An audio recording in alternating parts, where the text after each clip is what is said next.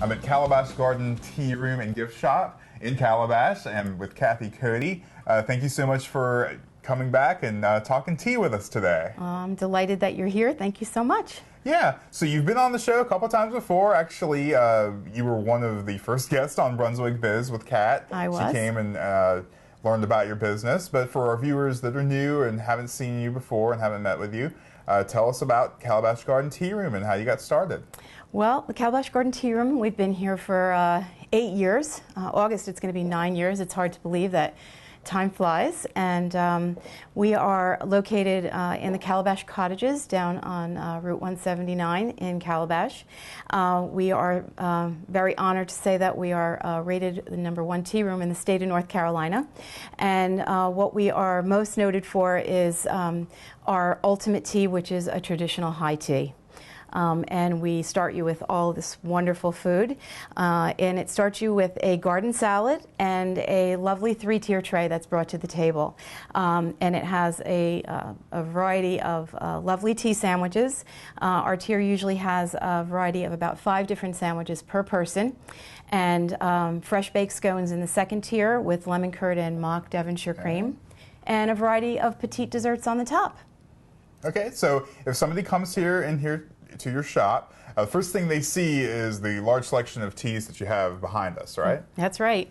We have over 85 different teas on our menu from all over the world. We have a variety of black teas, white teas, oolongs, darjeelings.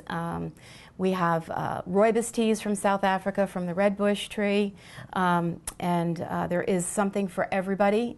So there's, if you don't like one type of tea or flavored tea, we will have something that somebody will like, absolutely. Are there any new products since last time we came in and spoke with you? Well, the last time we only had about 70 or 65 different teas, and now we have 85. Okay. So it's fun for me because there are always different teas that I get to taste, and I taste different teas, monthly, and different seasons. I taste different teas, and I bring different ones on. Sometimes seasonal teas, and sometimes I'll like some things, and sometimes I won't, so we just keep introducing new things. I could have 100, 200 teas on the menu. It's sometimes hard to say, I'll bring this or I won't have that. But so we brought on a new cucumber mint, which I'm very excited about, which is a white tea. We have been serving it hot, but we will start serving it cold when as the season is getting into the warmer months. And so I encourage everybody to come and try. We're always introducing new sandwiches as well. For the season. So it's always fun for my guests to come and see what the new scone is of the month, or what our new sandwiches are, or what desserts we might be introducing. And you have a kitchen here, so you make everything? Everything is made. In the shop? Yep, I make everything every single day. It's always homemade. It's fun for me to try to create something different for the season also. For St. Patrick's Day, I did a great little corned beef and cabbage and potato on rye little sandwich that was warm. Around Thanksgiving, I did a Thanksgiving everyday sandwich, and it was a wonderful little stack of turkey and stuffing and cranberry sauce, along with our traditional cucumber and dill sandwich and our apricot pecan ribbon sandwich that people are sometimes familiar with if you've been to the tea room before. I have a great new sandwich that we have is our gorgonzola with pistachio and pear preserve. We have our spring egg salad flour sandwich that's on the front of our tier right here. So it's fun for me to create new little sandwiches to bring our guests in and for them to try something new. Yeah, this looks delicious. It looks fantastic. Well, I have a plate here for you to try everything. Oh, okay. We'll have to try that out. Is there something in particular that you want me to try first? Well, if you like gorgonzola and pear, this would be a great one for you to try. That's this one right here. I'm going to do that right now. Absolutely. Let's see, gorgonzola and pear. Then. Yeah. Okay, let's see. Yeah, and actually I'm going to pour a tea here for myself. I made a pot of rose, which is one of my favorite teas. And if you'd like to try the Tuscan pear, I made a pot of Tuscan pear for you, and that is a rooibos tea. And again, that is from the Red Bush in South Africa. So it's a great tea, and this has a wonderful fragrance of rose as well. And these are vintage napkins. These are vintage hankies that we use for our napkins, which is something. Put them down here. Yeah, put them. I'll hold it up so everybody can see. There it is. A little etiquette. We another thing about etiquette is we have lots of groups that come here. So we have. Speaking of etiquette, as I said. We have some Girl Scout groups that come and can take little etiquette classes for their badges. But we have book clubs that come. If they're reading a book about tea or just other things, we have groups that come, book clubs, bridal showers, baby showers.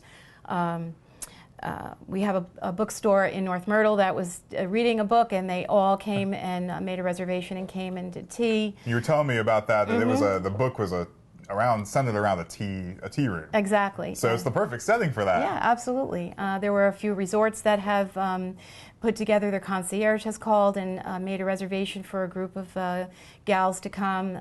So lots and lots of occasions for people to come, birthday parties, children's birthday parties. Yes. Oh yeah. I know that tea it's becoming popular again, especially with a younger crowd, because some of my friends are really into tea, but they make it at home. So for a new adventure for anybody out there that's into tea would be to come into the Calabash Tea Room and experience that. What would you call it? That community and fellowship. Exactly. I mean, experience is the key word there, and fellowship and civility and community. I think that taking tea is something, it's a very, very old tradition.